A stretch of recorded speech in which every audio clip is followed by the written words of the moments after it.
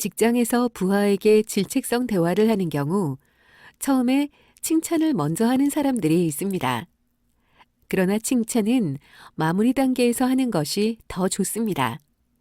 상사가 부하를 불러서 1대1로 대화를 하자고 요청을 할 때에는 상대는 이미 무슨 꾸지람을 들을지 신경이 곤두서 있게 마련입니다. 이 단계에서 대화 시작 시점에 칭찬의 말을 하면 상대방은 칭찬의 말보다는 다음에 나올 꾸지람만 초조하게 생각하게 됩니다. 또한 칭찬을 먼저 하고 나중에 꾸지람의 말을 하면 꾸지람의 효과가 희석되어 버립니다. 심한 경우 상대는 나를 칭찬하는 말인가 꾸짖는 말인가 혼동하기도 합니다. 따라서 효과적인 대화의 순서는 시작 단계에서 분위기를 부드럽게 하기 위한 간단한 말만 하고 바로 포아스 대화의 1단계인 문제점 공유에 들어가는 것이 좋습니다. 예를 들면 부장이 박 과장 어서 와요. 요즘 날씨가 추운데 건강은 좋은가요? 오늘 대화를 좀 하자고 한 이유는 박 과장의 상반기 업무 성과에 대한 의견을 좀 나누기 위함입니다. 라고 이야기했을 때 요즘 날씨가 추운데 건강은 좋은가요? 라는 말이 아이스 브레이킹 수준의 간단한 말입니다. 이처럼 짧은 인사말을 나눈 후에 바로 본론으로 들어가는 것이 대화의 진지함과 메시지 전달 효과를 높여줍니다. 그리고 1에서 3단계 대화를 끝낸 시점에 마무리 단계에서 칭찬 격려의 말을 덧붙이는 것이 좋습니다.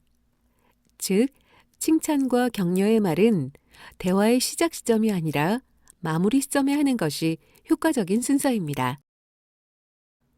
포아스 대화의 마무리 단계에서 칭찬을 덧붙이는 방법을 사용하면 상대를 다시 분발하게 만들어주고 상사 자신의 스트레스를 줄여줍니다. 이 중 첫째, 부하를 다시 분발하게 해준다에 대해 살펴보겠습니다. 상대의 문제 행동이나 고쳐야 할 사항을 주제로 진행되는 상하 간의 대화는 분위기가 무겁기 마련입니다. 상사가 아무리 부하를 존중하며 지시보다 질문의 대화를 한다고 해도 부하의 입장에서는 부담이 되지 않을 수 없습니다. 하지만 대화를 마칠 때 밝은 분위기로 끝내면 이러한 단점을 크게 해소할 수 있습니다. 불가피하게 대화의 이슈 부분은 무거울 수밖에 없는 경우에도 마무리 단계를 긍정의 톤으로 끝내면 서로의 심리적 에너지를 올려줄 수 있습니다. 죄는 미워하되 인간은 미워하지 말라는 효과를 얻는 것에 비유할 수 있습니다. 방법은 간단합니다. 마무리 단계에서 한두 가지의 칭찬거리를 덧붙이며 격려의 말로 대화를 끝내면 됩니다. 그러면 앞 단계의 무거운 분위기에도 불구하고 의기소침한 상대를 긍정의 마음으로 돌려놓을 수 있습니다. 상처를 모두 치료하고 나서 겉에 붕대를 감아주는 것과 같습니다. 그런데 고질적 문제 직원의 경우처럼 상대에게 칭찬이나 격려를 해줄 만한 부분이 없을 때에는 어떻게 해야 할까요? ABCD 대화와 달리 포아스 대화는 상대방의 문제 행동이 좀 더 심각한 경우에 이루어집니다. 예컨대 열정이 부족하거나 태도 불량, 팀워크 저해, 업무 처리 방식의 갈등 등이 여기에 해당됩니다.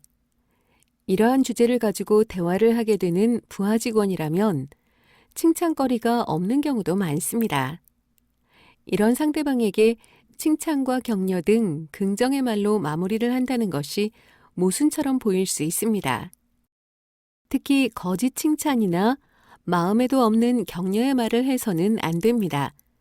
그런 표현은 어색하거나 느낌으로 전달되기 때문에 상사 자신의 가슴에 공감하지 않는 억지 칭찬을 할 필요는 없습니다. 정리하면 긍정의 말로 마무리하는 것은 비록 칭찬거리가 없는 직원일지라도 상사의 진심을 담은 표현으로 할 수 있는 내용이어야 합니다. 이것은 언제나 가능합니다.